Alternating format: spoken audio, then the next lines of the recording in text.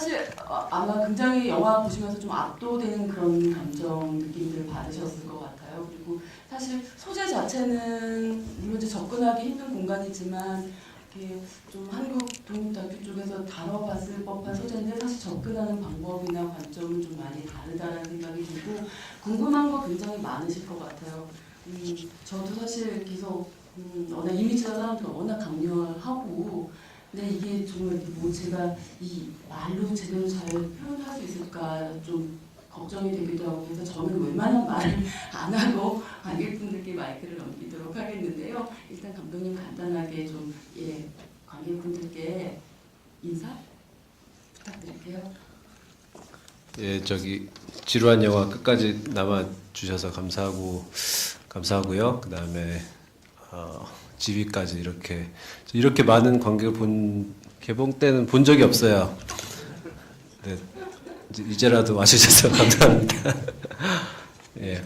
사실 많은 분들이 궁금하셨을 것 같아요. 이 포스코 현대 조선 워낙 강렬한 이미지들이고 그리고 사실 그 포스코 안에 그 건조 과정이나 이런 것들 실제 일반인들이 웬만하면 들어가기 힘든 공간일 거라는 생각이 이제 드는데 과연 어떻게 이 기획 자체가 굉장히 어려운 기획이잖아요. 어떻게 좀 생각을 하시게 됐고 또 그 어려운 촬영 허가까지 받아내시게 됐는지 그 과정에 대해서 간단하게 부탁드릴게요.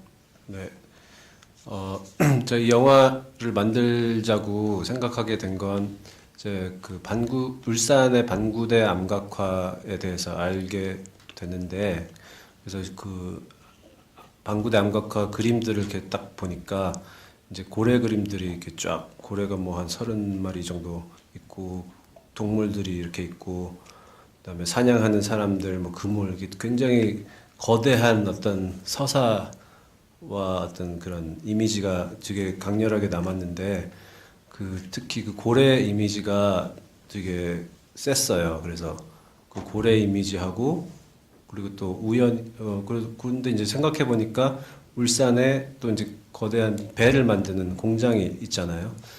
그래서 이제 뭔가 있다. 뭐 이러면서 이제 그걸 가지고 이제 시작을 하게 됐는데 이제 물론 제가 허가를 받으려고 이제 여러 번 그 홍보실에 이렇게 넣었는데 계속 안 된다 그러고 그래서 어떻게 하지 있다가 이제 거의 그냥 뭐 포기 이러고 있었는데 갑자기 그 알바가 하나 들어왔는데 그 정몽준 의원의 그 인터뷰를 찍는 그런 알바가 들어왔어요. 그래가지고 이게 웬일이냐 그러면서 처음에는 이제 노조 쪽을 이제 컨택하려고 했는데 노조 그 한 분하고 약속이 한 2시쯤 했는데 늦었어요. 그분이 못한다. 1시간 전에 전화가 오셨어요. 근데 그러고 나서 5분 후에 정몽준 쪽에서 또 전화가 딱 온 거예요. 그래서 되게 신기하다. 그래서 인터뷰를 하고 이제 거기 이제 그분은 사모님이 더 세더라고요. 그래가지고 사모님한테 부탁드립니다. 이러면서 잘 보여가지고 이제 그 전화 한 통에 탁 되더라고요. 네. 가장 다 말씀하신 거예요. 네. 예, 사실 이제 이런 과정을 거쳐서 드디어 이제 포스코 안으로 들어가고 또 그 이제 배 건축하는 그 과정까지도 다 건조하는 과정까지도 촬영을 하게 된 것 같은데요. 사실 이제 이 영화 보면서 자꾸 보세요. 네. 눈을 어디다 둬야 될지 모르겠어요. 청계천 메들리가 어쩔 수 없이 떠오르게 되는 것 같아요. 그러니까 감독님 영화에서 이 철이라고 하는 모티브가 굉장히 계속 이제 강한 주제로 이제 등장을 하고 있고 그리고 사실 형식도 그러니까 편지를 쓰는 어떤 서간 형식이 계속 이제 반복이 되고 있잖아요. 그래서 그 전에 청계천 메들리에서는 할아버지에게 이야기하는 형식이었고 이 영화에서는 이제 떠나간 연인에게 마치 이렇게 독백한 편지를 쓰듯이 그렇게 진행을 하고 있는데 그러니까 굉장히 사적인 어떤 이제 말 이야기 건네기와 그것이 어떤 그런 개인적인 이야기에서 굉장히 넓은 시간과 어떤 그 역사적인 조망까지도 이렇게 좀 확장이 돼가고 있는데 그런 형식을 좀 선호하시는 이유 그리고 왜 이렇게 했는지에 대해서 좀 그게 그러니까 이렇게 작은 거에서 이렇게 쫙 그런 형식 말씀하시는 거죠? 그것도 그렇고 예. 이렇게 편지 형식으로 아, 편지 형식으로. 그러니까 저는 이제 영화를 찍고 다 만들었는데, 그러니까 촬영할 때는 사실 이게 뭘 만드는지는 별 생각이 없어요. 그래서 그냥 가서 이렇게 저한테 느낌이 오는 그런 거를 이제 찍는데, 근데 이제 큰 흐름 같은 거는 있죠. 근데 이거를 뭐 구체적으로 어떻게 이런 영화를 만들겠다 이런 거는 이제 편집에서 다 나와요. 그래서 그런 거를 이제 찍고 이제 편집을 하려고 하는데 이게 너무 힘든 거예요. 그래서 이전 작품 같은 경우는 한 1년 동안 진짜 방바닥만 긁으면서 뭐 이렇게 부분 붙여놨는데 이걸 어떻게 하나로 만들지 이게 너무 힘들어가지고 그 되게 고생한 기억이 있는데, 그래서 나중에 이제 뭔가 내가 이런 이야기를 하려고 하는구나 이게 이제 그 후에 왔어요 저한테. 그래서 뭔가 이게 생겨가지고 그러면은 그런 편지, 그러니까 이 할아버지한테 편지를 쓰자 뭐 이런 식으로 이제 그런 형식을 했는데 철의 꿈에서도 비슷했어요. 그러니까 찍어놓고 이거를 이제 어떻게 할지 모르는 상태에서 이제 처음에는 이제 내레이션이 없었는데 그 내레이션이 없이 영화를 이렇게 해서 보여드리니까 도대체 이게 뭔지 모르겠다. 그래서 한번 또 쇼크를 먹어가지고 좀 내레이션을 한번 어떻게 만들어 보자. 근데 이제 내레이션이 그 이미지를 설명하는 내레이션이 아니고 내레이션하고 이미지하고 이게 따로 놀면서 다른 레이어를 만드는 그런 거를 한번 해보자 해서 이제 그렇게 하게 됐습니다. 그러면 철의 꿈에서 일단 그 세 개의 어떤 좀 커다란 덩어리가 있잖아요. 그러니까 그 천도제하는 그 의식의 장면, 그다음에 고래의 어떤 이미지들, 그리고 산업화 시대 어떤 그 제철 관련된 어떤 그 산업의 이미지들. 그러면은 처음에 그런 나레이션, 그러니까 어떤 편지 형식의 나레이션이 있기 전에도 그 세 개의 이미지 덩어리들은 다 있었던 거예요. 그런 네. 구성을 했었는데 네. 그 나레이션은 없었던 상태. 네. 좀 난해했을 것 같긴 하네요. 네. 네. 그러면 그 아까 이제 두 번째 질문이 그 철이라고 하는 게 감독님의 어떤 영화에서 지금 반복해서 등장하고 네. 있는 이유에 대해서. 그러니까 제가 사실은 6살 때부터 저희 아버지 직장 때문에 계속 외국에서 살았었어요. 그래서 한국을 이제 군대 입대하려고 들어왔는데 뭔가 되게 그러니까 거꾸로 문화 충격인 거죠. 그래서 근데 이제 제가 우리 아버지나 우리 뭐랄까 한국에서 살면서 그 느끼는 그 감정들이 뭔가 되게 쇠 같은 느낌이었어요. 그러니까 뭔가 차갑고 단단하고 날카롭고 뭔가 강하고 그런 느낌이 뭔가 한국 남자들 또는 그 아저씨 세대 분들한테 느껴졌어요. 그래서 그 청계천에서 찍으면서 이제 그런 영감을 받아서 이제 그때부터 만들기 시작했습니다. 그러니까 제가 예전에 청계천 메들리 그 감독님 이제 감독과의 대화하는 거 들었을 때 그때 그런 얘기 하셨던 기억이 얼핏 나는데, 그러니까 계속 악몽을 꾼다, 그 철에 대한 꿈을 꾼다라는 얘기를 하셨거든요. 왜 그런 거가 있으세요? 그래서 사실 이제 그 이야기는 이제 또 있고, 그 다음에 제가 어렸을 때부터 뭔가 이렇게 철판 이미지 같은 그런 꿈을 꿨어요. 지금은 아직 안 꾸는데, 그러니까 뭔가 이렇게 강박 같은 그런 꿈의 이미지 같은 거였어요. 그래서 이제 그 청계천 메들리 하면서 뭔가 내 강박하고 이 철하고 이게 뭔가 연결되지 않을까? 그 심리적인 그런 강박이죠. 그래서 이제 그렇게 한번 붙여본 거죠, 스토리를. 그래서 한편으로 이제 여러분께 마이크를 드려야 되겠죠?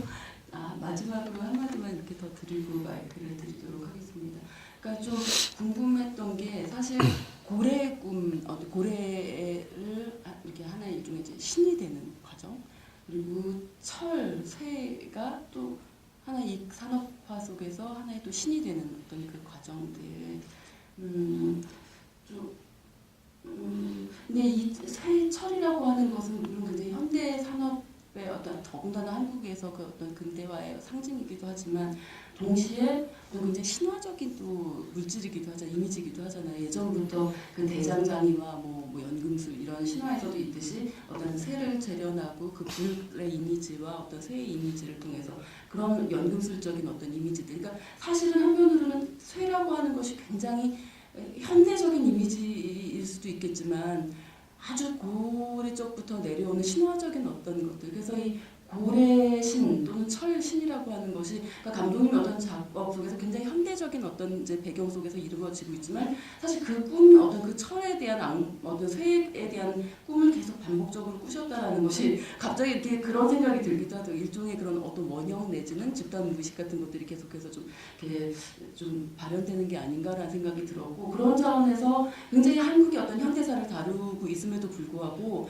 사실 이것이 굉장히 조망 자체가 아주 이걸 역사적이라고 해야 될지 아니면 초역사적이라고 해야 될지 모르겠는데 굉장히 어떤 신화적인 그런 스펙트럼 넓은 어떤 그 조망을 가지고 있다는 생각이 들고 그 부분이 굉장히 좀 흥미로웠던 것 같아요. 그래서 저는 좀 그렇게 보면서 근데 또 그렇게 보고 나니까 사실은 또 굉장히 복잡해지는 그 일련의 어떤 그 하부 이미지들이 또 다른 이미지들이 있더라고요. 그래서 이것을 내가 내 머릿속에서 심사 속에서 어떻게 조합을 해야 되지라는 어떤 굉장히 이렇게 좀 난감해지는 그런 상황들 때문에 아까도 이렇게 좀 제가 어떻게 얘기를 해야 될지 모르겠다라는 말씀을 드렸는데 관객분들께서는 어떻게 보셨는지 모르겠어요. 그래서 지금부터 마이크 가도록 할 테니까요. 자유롭게 질문 주시기 바랍니다. 예, 손 들어주시기 바랍니다. 많이 있으실 거라고 기대합니다. 제가 너무 말을 많이 했나요, 처음에? 아무거나 물어봐도 예. 됩니다. 예, 저기 계십니다.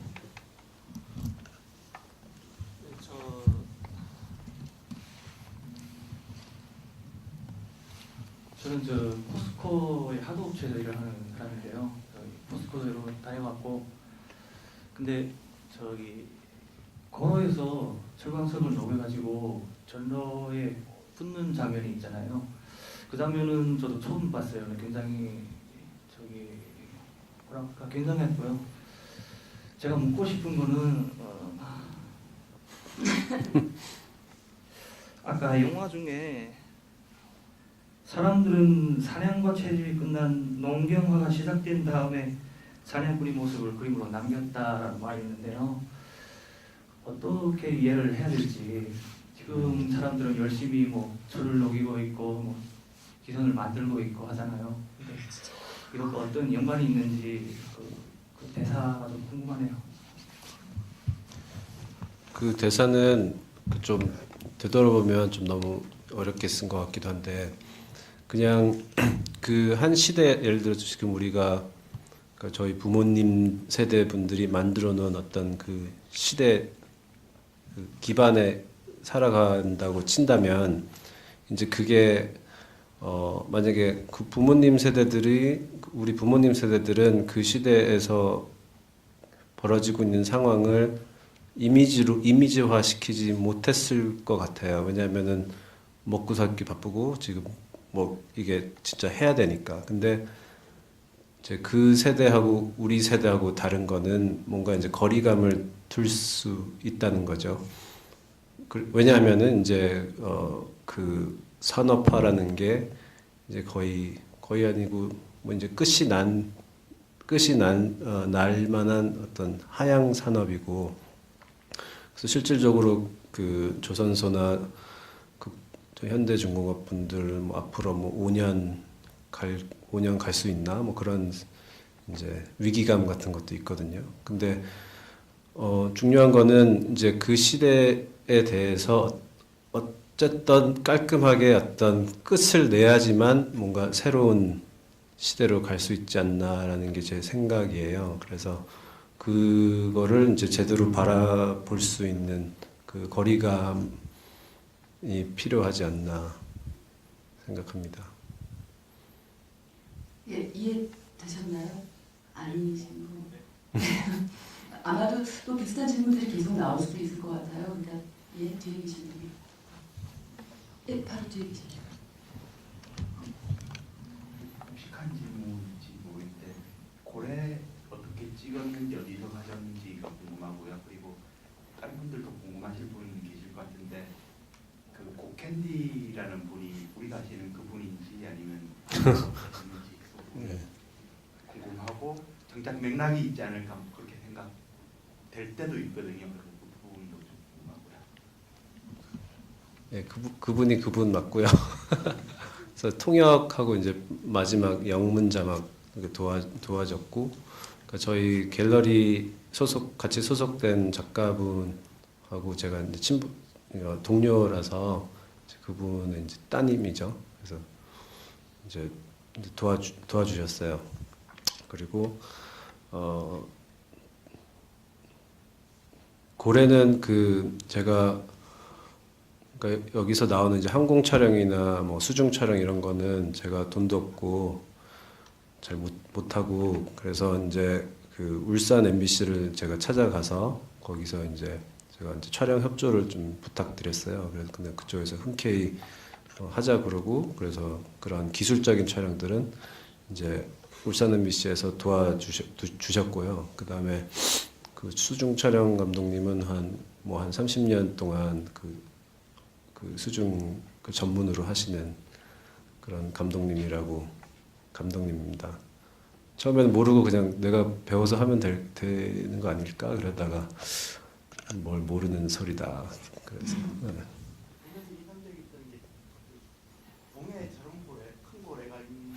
예. 그래서 이제 동해 바다에 사실 고래가 있는데 그쪽이 너무 오염됐는지 이게 안 보여요. 한 1m 이상 보이지가 않아서 지금 저 장면은 하와이 쪽에서 찍었습니다. 네. 저는 어디서 이렇게 다른 분이 촬영하신 거를 이렇게 돈을 주고 저작권 이렇게 동의 받아서 이용을 하셨나 그런 생각도 해봤는데 직접 그러니까 어쨌든 네, 하와이는 제가 직접 못 가고요. 그러니까 이 영화를 위해서 촬영한. 네, 근데 마침 그때 또 고래 다큐를 찍고 있었어요. 울산 MBC가. 그래서 이제 저는 얹혀갔죠 거기에. 예, 또 질문 있으시면 손 들어주시고요. 예. 예, 여자분 먼저 하시고 그다음에. 네, 영화 잘 봤습니다. 개봉했을 때 보고 지금 두 번째 보면서 기분이 음악하고 이미지하고 그 압도당하는 느낌을 주는 게 굉장히 음악이 중요하다고 생각이 들거든요. 두 번째 보면서 더 확신이 드는데요. 일단 음악을 쓰실 때 어떤 그런 얘기를 좀 듣고 싶은데 말로 교향곡이라든지 쓰이는 음악들을 어떤 식으로 가정해서 이제 어떤 그런 얘기들이 있었는지 좀 듣고 싶어요. 제가 평소에 제가 종교는 없는데 종교 음악 같은 걸 되게 좋아해서 이렇게 좀 수집해 놓은 게 있었어요. 그래서 뭐 동서양 불문하고 티베트나 뭐 아프리카 뭐 이제 월드 뮤직 이런 것도 하고 그다음에 이제 서양 오케스트라로 만드는 그런 종교 음악 그러니까 뭔가 이렇게 홀리 느낌 나는 그런 음악들. 근데 이제 마지막 후보가 이제 베토벤하고 말러였는데 이제 베토벤은 좀 너무 세더라고요. 그래서 이제 말러 쪽으로 갔고 그다음에 그 멜로디 구조가 되게 재밌었어요. 되게 간단한 그걸 뭐라 그러죠? 이렇게 이렇게 반복되는 그런 구조고 그 뭐라죠? 메들리인가 그게 이렇게 같은 멜로디를 두 번 쓰면 이렇게 화음을 만들고 이제 그런 것도 재밌었고 그다음에 이게 이제 단조가 되니까 단조를 여기서 단조를 하면은 이게 장례곡인데 이거를 장조로 바꾸면 결혼식 곡이래요. 뭐 이제 그런 것도 재밌었고 그래서 이제 말러를 그렇게 쓰게 됐고요. 그다음에 뭐랄까 그 티베트 챈팅인데 티베트 챈팅은 이제 그 이게 빵 때리는 그 소리하고 이제 쇠소리 이런 것 이게 큰 어떤 이 심벌즈 같은 그런 건데 이제 그런 소리도 굉장히 매력적이었고 그다음에 그 저음하고 그다음에 그런 쇠소리 같은 게 그런 게 되게 좋았고 그다음에 이제 그 전자음악 파트는 이제 작곡가한테 맡겼는데 그거는 이제 제가 그 친구가 친구인데 브라질 사람이에요. 그래서 제가 이제 찍어놓은 후티지들을 보내주면은 그 친구가 그냥 알아서 이렇게 음악을 보내주고 그럼 그 음악을 가지고 내가 다시 그 배치나 그 믹싱 같은 걸 새로 하고 이제 그런 식으로 작업을 했어요. 근데 이제 그 전자음악 사운드도 이제 그런 신드사이저로 그런 쇠가 웅 이렇게 울리는 그런 소리들도 많이 썼고 그 정도. 그런데 이제 그 어떤 장면들에서 이제 그 장송곡의 어떤 그 멜로디하고 소리랑 그 이미지들이 굉장히 이렇게 조응한다 그래야 될까요? 좀 일치하는 그런 느낌들이 있는 반면에 또 어떤 그 특히나 이제 전자음악에 쓰인 부분에서는 사실 이미지랑 이게 약간 좀 대위법적으로 쓰이는 듯한 느낌도 좀 받았는데 저만 그렇게 느꼈는지는 모르겠어요. 그러니까 특히 뭐 그 예전에 한국 60년대인지 70년대인지 그때 이제 어떤 그 개발 현장에서 뭐 박정희 전 대통령이 뭐 연설하거나 그리고 사람들이 그걸 굉장히 어떤 그러니까 어떤 그 믿음을 가지고 어떤 가능성에 대한 꿈을 가지고 이렇게 보고 있는 어떤 그 얼굴 표정들 이런 것들을 보여주는 장면에서 사용되는 그 전자음은 약간 조금 코믹한 느낌까지도 저는 그런가요? 그래서 이거에 대한 어떤 식의 그 감독님의 좀 느낌 내지는 코멘트가 이 음악을 통해서 보여지는 걸까라는 생각이 들었는데 좀 그 장면들마다 고래가 유영하는 장면에서도 사실 그러니까 전자음이 쓰이기도 했고 티베트 챈트예요. 그것이 쓰이기도 하고 그러니까 좀 다르게 쓰이지만 특히나 조금 그 전자음악이 강렬하게 느껴졌었던 건 저는 그 현대의 어떤 그 이미지들, 그러니까 60년대, 70년대 그리고 90년대에 들어서 어떤 그 노동자들의 그런 파업 현장에서도 이렇게 가끔씩 그 전자음악이 쓰일 때 조금 결이 조금 다르다라는 느낌을 좀 받았거든요. 그런데 제가 잘못 들은 거일 수도 있겠지만 감독님이 그 당시에 그 음악을 쓰셨을 때 좀 어떤 느낌들은 무엇이었는지. 그래서 그 이제 이미지와 아까 제가 내레이션을 잠깐 설명드렸는데 그 내레이션이 이미지를 지배하지 않게 이제 그런 생각을 했고 그다음에 이제 사운드도 마찬가지였어요. 그러니까 사운드가 이미지를 이렇게 설명하는 게 아니고 이제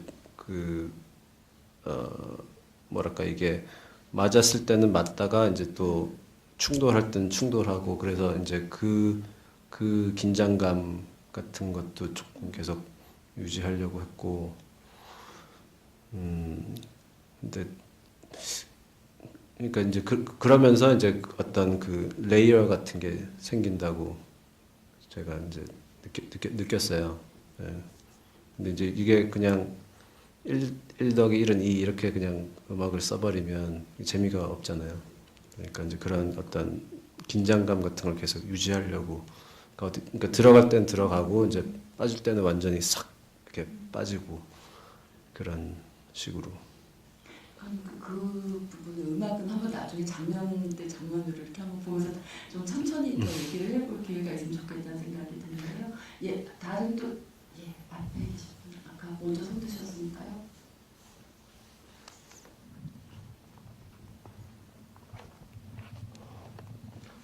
진짜. 네, 저도 그 청계천 멜로디를 여기 영상작업을 예전에 했을 때 보고서 또 그 감독이네 하고 또 좋아하는데 그 연장선상에서 보면은 그 청계천 멜로디에 비해서 되게 좀 스케일이 커지고 좀 대중적이라 그래야 되나? 대중적으로 바뀐 것 같은 그런 느낌이 들었고요.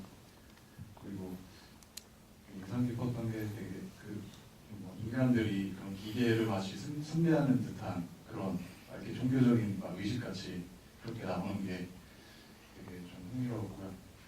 그리고 뭐 이 이야기가 이렇게 뭐 정리는 안 되는 것 같은데 그런 이런 이미지를 목격한다는 것 자체만으로 되게 좋은 경험이었던 것 같아요.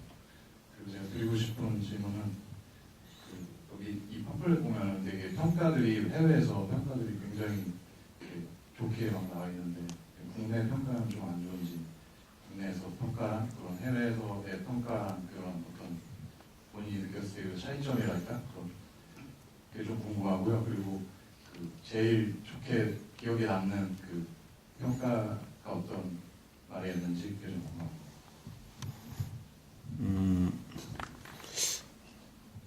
그러니까 그 팜플렛에 들어간 거는 이제 홍보를 해야 되니까 많이 뻥튀기를 이렇게 해가지고 뭐 최고의 이미지 이런 거 제가 쓴 거 아니에요. 이제 배급사에서 그렇게 했는데 이제 저 같은 경우는 이제 완전 거의 무명이고 그러다 보니까 이제 해외에서 상 받은 그러니까 조그만 거라도 받았으면 이제 한국에서 이렇게 팍 이렇게 키워가지고 세계가 인정한 뭐 이런 식으로 하는 것 같아요. 그래서 이제 나름 마케팅 전략이고 근데 그 평이 기억 남는 제일 기억 남는 평은 네이버에 올라온 댓글인데 이제 이보다 더 졸릴 순 없다 그런 거 그거 진짜 제일 좋았어요. 네.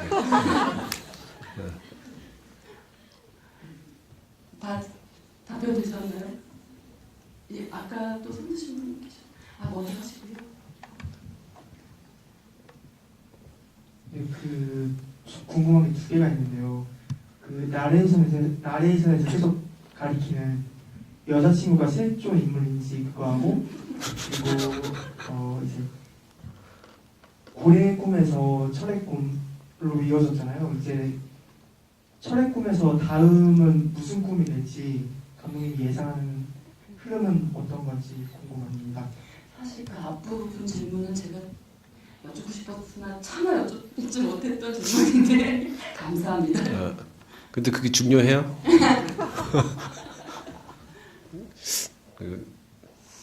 그게 중요합니까? 그 질문이? 그냥 궁금해서. 네. 전혀 안 하셔도 네, 뭐 그러니까 그럴 수도 있고 아닐 수도 있고. 네. 근데 뭔가 제 감정에서 나온 거니까 제가 그런 감정을 느낀 거는 이제 사실이겠죠. 네. 그리고 그 다음에 뭐였더라? 네? 다시 한 번만 말씀해 주세요. 죄송합니다.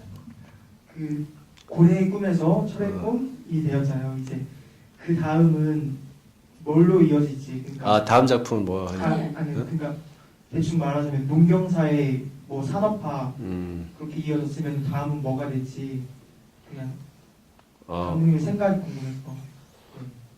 뭐 다 알고 있잖아요. 정보화 시대잖아요. 정보화 시대고 그 질문 아니었어요?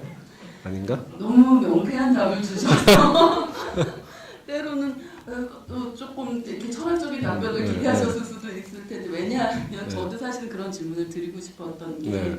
어쨌든 이 영화 속에서 네. 어떤 대상 두려움을 유발하던 어떤 거대한 압도적인 존재의 죽음 이후에 그것이 이제 신이 되는 것이고 꿈이 되는 것이고 그것은 다시 말하면 안전 처리된 어떤 대상이 된다라는 거잖아요. 소멸을 의미하는 거기도 하고 했을 때 다음에 오는 그러니까 결국 이 영화는 제가 사실 이 영화 끝났을 때 계속해서 마치 이렇게 거대한 이렇게 조종 소리를 막 듣는 것 같은 그런 느낌을 받았거든요. 그러니까 한 시대가 다시 한번 땡땡 이제 갔구나라는 어떤 그것을 감독님은 그렇게 느끼고 보내고 있구나라는 이제 느낌을 받았는데 그렇다면 그 이후에 오는 세상에 대해서는 그러니까 또 다른 그럼 우리는 지금 현재 우리가 이제 맞이하게 될 것은 어떤 이 정보화 사회라고 이제 감독님께서 표현하신 이것은 지금 우리에게는 어떤 두려움의 대상 아직 우리가 거리를 두지 못하는 또는 그렇죠. 통제하지 못하는 카톡 같은 거죠. 예. 카톡하고 페북의 꿈 뭐 이렇게 될 수도 있고. 나는 사실 어떤 생각이 들기도 하는 거냐면 철 물론 당시를 살아가는 사람들에게는 그거 자체가 워낙 거대하고 통제 불가능한 그 안에 이렇게 몰입돼 있을 때는 그랬겠지만 어쨌든 이렇게 빠져나오고 났을 때 보면은 그래도 나름대로 이렇게 뭐라 그래야 되나 이렇게 유형 만질 수 있는 또는 이렇게 조금 테두리에 가둘 수 있는 어떤 그런 느낌의 여지가 있다면 이후에 우리가 갖게 된 어떤 그 정보화 사회라고 하는 것 또는 디지털 사회라고 하는 것이 그 주는 그 두려움은 약간 그 전의 아날로그 사회와는 조금 다른 어떤 그 두려움들이 좀 있는 것 같아요. 불안들이. 그랬을 때 과연 그것이 또 다른 종교의 탄생이 될 수 있고 또 다른 신의 탄생이 될 수도 있겠지만 과연 그러한 어떤 또 다른 신의 탄생이 가능할까? 그러니까 물론 이건 지금 현재 이 사회 속에서 살아가는 사람의 두려움이기도 하고 그 바깥 그 이후를 상상하기 힘들기 때문에 그런 질문을 할 수 있는 거라고 생각하는데 감독님께서 이렇게 명쾌하게 정보화 사회 아닌가요? 그러면 그 이후에는 그 정보화 사회는 다시 또 죽음을 맞이할 수 있을 것인. 네, 물론 다 그렇게 되잖아요. 그다음에 그 뭐 이제 핸드폰이 이제 여기 몸으로 들어가면 이제 뭐 텔레파시 같은 게 되고, 그러니까 텔레파시라고 생각하는 거죠.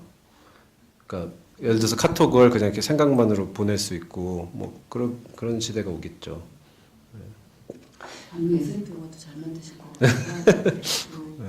굉장히 낙관주의자이신 것 같아요. 낙관이요? 아니, 그러니까 이 조망 자체가 이렇게 수천 년 이상의 어떤 그 조망 시야를 가지고 계시는데 나쁜 애는 아니고 근본적으로는 어쨌든 그 사회에 대한 두려움도 극복될 것이다라는 생각을 가지고 계신 건가요?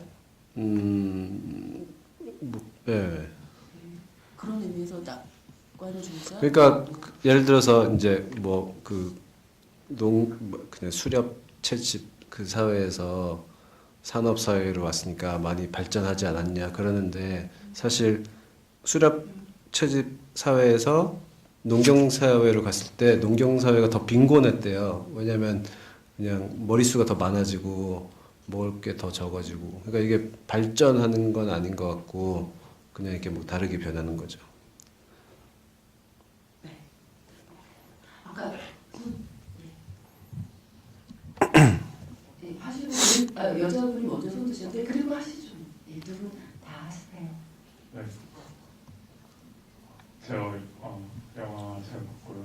지금 오늘 제가 처음 봤는데 그 아까도 말씀하셨지만 이제 크게 세 가지 이미지가 좋은데, 일단 그 처음에 불교적 이미지죠. 그다음에 고래와 철 이렇게 세 가지로 나뉘는데, 고래와 철은 이제 어떤 아까 그 농경 사회랑 산업 사회로 대변된다고 저는 봤는데, 이제 그 불교적인 이미지는 그 아까 천도제라고 네, 천도제 영산제 같이. 네, 네. 그 어떤 그 저물어간 시대에 대한 그 장래니까 그런 이미지로 사용하셨는데, 아니면 어떤 그러니까- 심적인 다른 네. 그 그러니까 제가 그 만들 때 제일 이렇게 피하려고 하는 거는 어떤 의미를 만들려고 하는 거예요. 왜냐하면 의미를 만들고 내 의도를 가지고 시작하면은 내 의도가 정반대로 나오더라고요.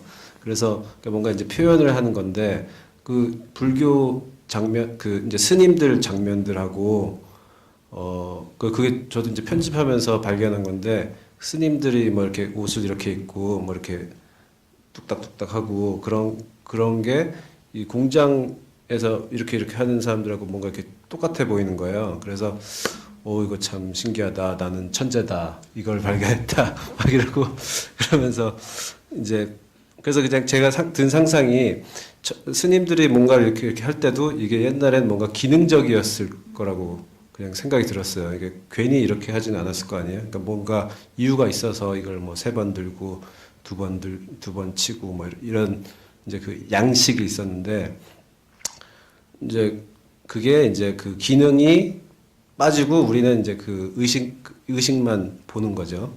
그 양식만.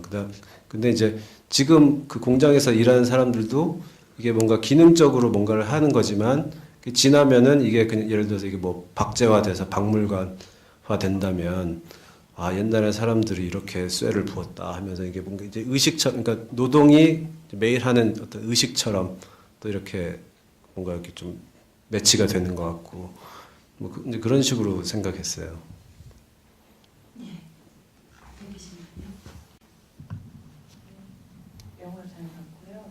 뭐 질문이라고 될지는 잘 모르겠는데 저는 이제 영화를 보면서 뭐 방금 말씀하신 것처럼 이렇게 거시적인 입장과 또 감동, 본인의 사적인 감정을 이렇게 오버랩하면서 처음부터 끝까지 이렇게 처음에는 약간 문제 제기, 그 다음에 이제 나중에는 이제 결론, 사랑을 이제 처음엔 네가 정말 사랑했는지 모르겠어. 그 다음에는 이제 사랑을 다시 쏟아내고 새로운 사랑을 맞을 수 있을 거야. 이런 제가 그 부분이 이제 감독님의 육성으로 듣다 보니까 그 산업화나 뭐 노동시대나 뭐 신적인 이미지나 뭐 이런 것도 굉장히 흥미롭지만 굉장히 모든 이미지들이 굉장히 센시티브하고 센슈얼하게 느껴졌어요.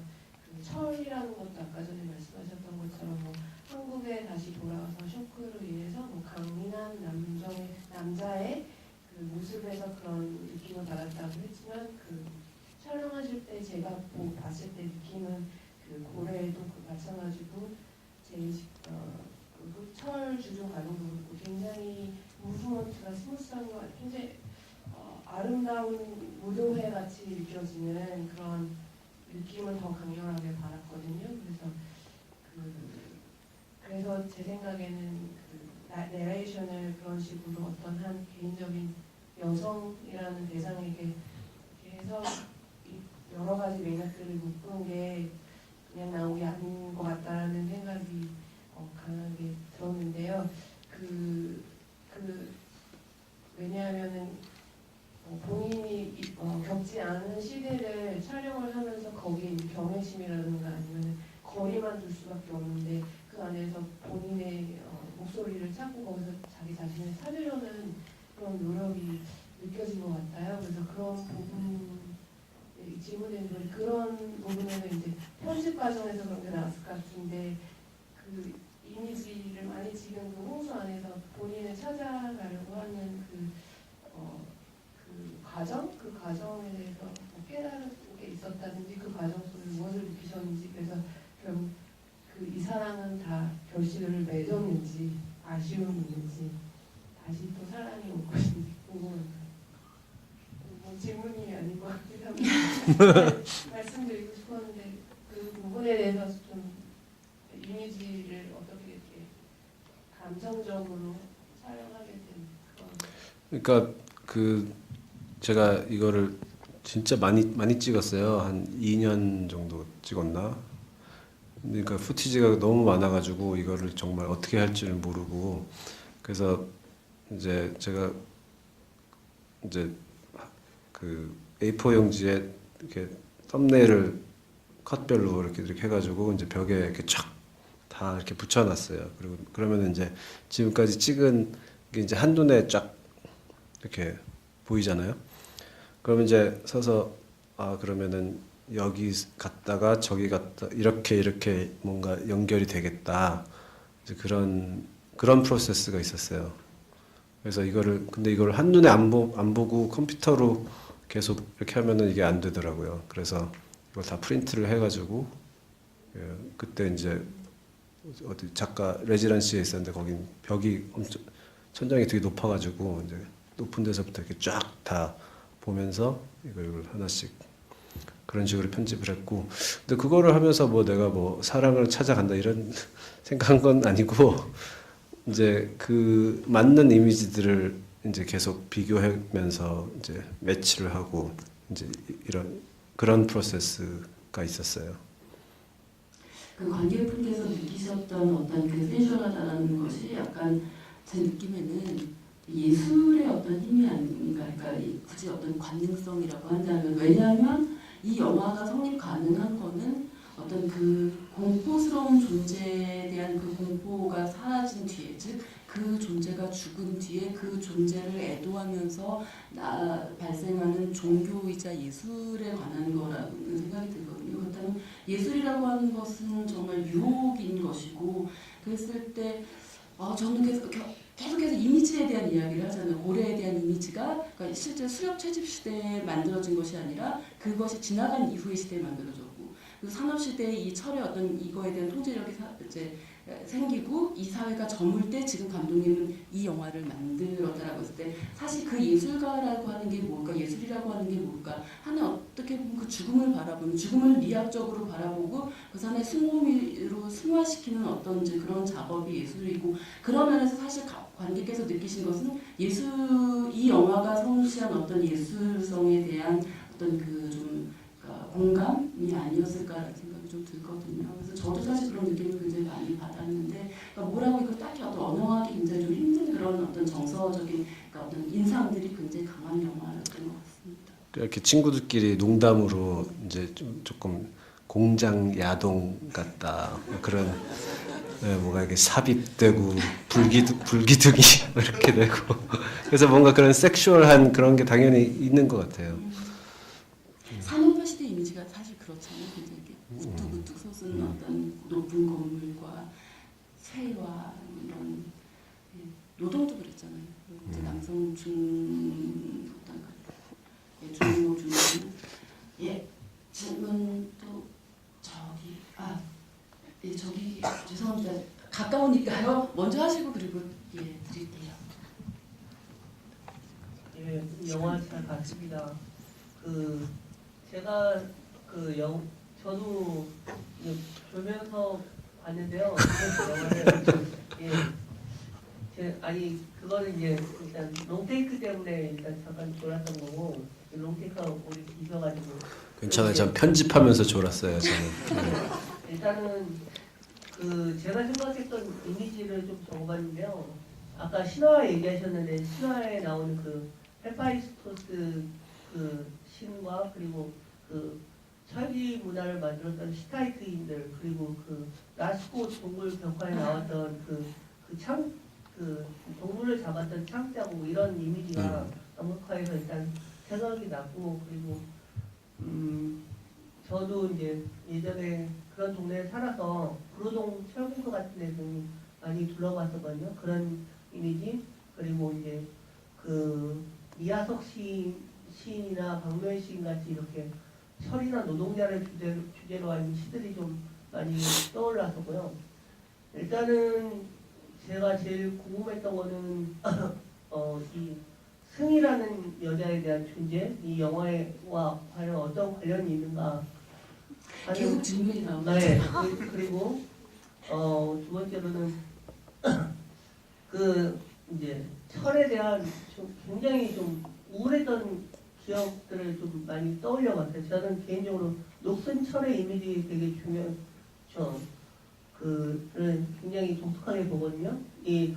저희 집 근처에도 이제 굉장히 불타버려서 엿가락처럼 휘어져 버린 불펜 공장, 이런 쓸모없어진 고철 공장이 비 내리는 풍경, 그런 것도 되게 많이 봤고, 그리고 이제 김용옥 씨, 철학자 김용옥 씨의 딸 김미루 씨가 찍은 사진들 중에는 브루클린의 철공소에서 자신의 누드 사진들, 영상들, 그런 것들도 많이 자주 봐가지고, 저는 녹슨 철에 대한 이미지, 이런 것에 대해서 굉장히 관심이 많거든요. 그러니까 제가 구체적으로 말씀드리고자 하는 거는 전쟁 같은 것 때문에 이렇게 오래고 녹슬어져 버린 어떤 철마 같은 이미지. 그러니까 철에 대해서는 굉장히 안 좋고 우울했던 역사적인 기억이잖아요. 이런 부분들이 저는 이제 시위를 하는 장면보다 오히려 전쟁에 대해서 굉장히 낡고 찌그러져 버린, 무쇠져 버린 수에 대한 기억을 표현시켰으면 더 좋지 않았을까 하는 생각이 드는데, 감독님께서는 어떻게 생각하시는지. 예. 죄송한데 질문이 쇠에 대한 녹슨 쇠에 대한 이미지 같은 부분들 있잖아요. 그런 부분들, 그런 아주 낡고 쇠약해져 버린 녹슨 쇠에 대한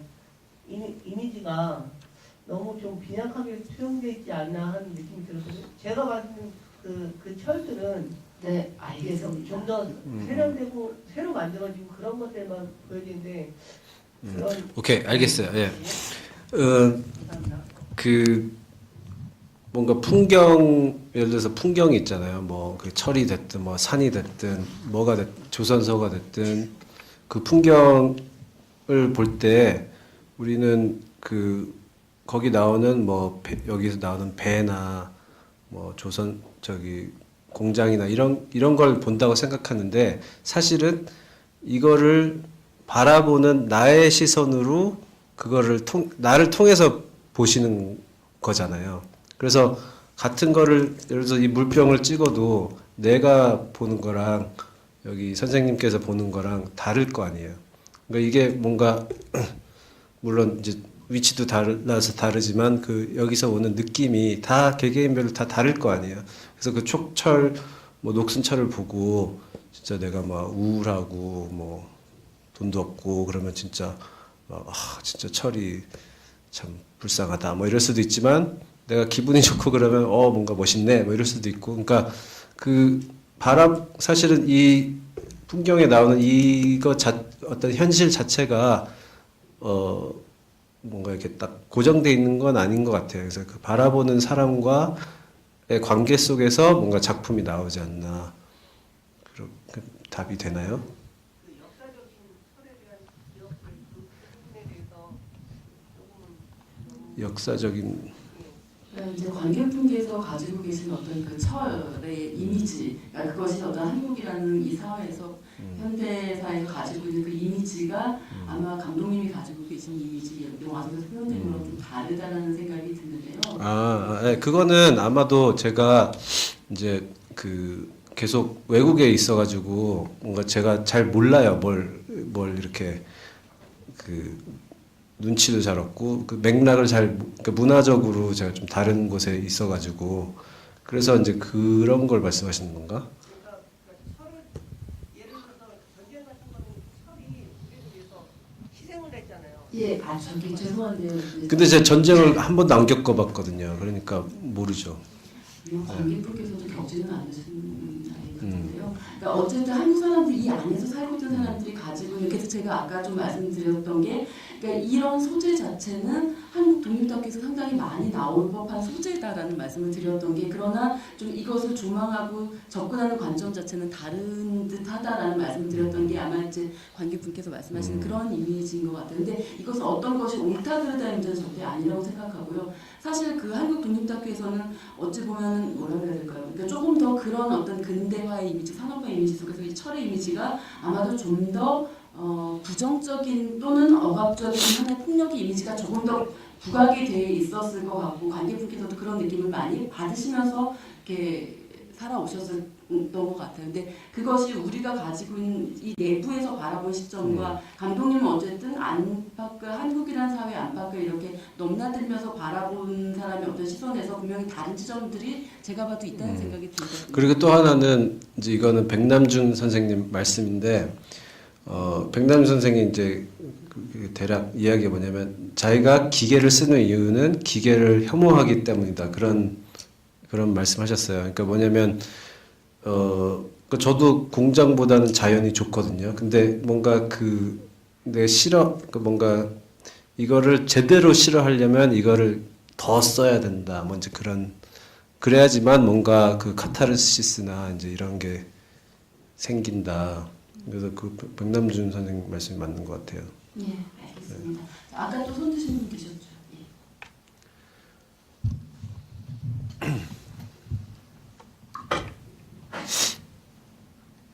네.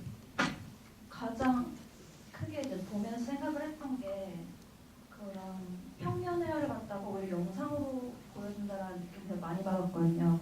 모노크롬 회화라든지 이런 거를 정말 직접적으로 철로서 보여주지 않나라는 생각을 했는데 보면서 든 생각은 다 그런 고래라든지 아니면 그런 손도제라든지 그런 철이라든지 다 이미지가 사람을 압도하는 그런 걸 나타내는 걸로 보이는데 그걸 우선 거기 감독님께서 빠져들어서 표현한다기보다 관찰자의 입장으로 또 관객들에게 논의를 관찰을 해봐라는 느낌을 많이 받았어요. 그래서 좀 관객분들이 어떤 생각을 하면서 이거를 보았으면 했는지 어떻게 좀 다른 그러니까 관찰자로서 또 다른 관찰자가 이것을 어떻게 표현하는지를 보는 느낌이 많이 들어서 좀 의도에 대해서 조금 여쭤보고 싶습니다. 제가 표현하려고 했던 거는 그 공장에서의 어떤 내가 처음 딱 들어갔을 때 그런 어디서 모르겠는데 압도되는 그런 압도되는 그런 느낌을 표현하려고 했어요. 근데 이제 제가 이제 초반에 그런 진짜 우와 이러면서 찍었던 화면들은 거의 다 못 쓰게 되더라고요. 그러니까 내가 그게 거기에 휘말려 있기 때문에 그 압도돼 있기 때문에 그 압도감을 못 담아내는 거예요.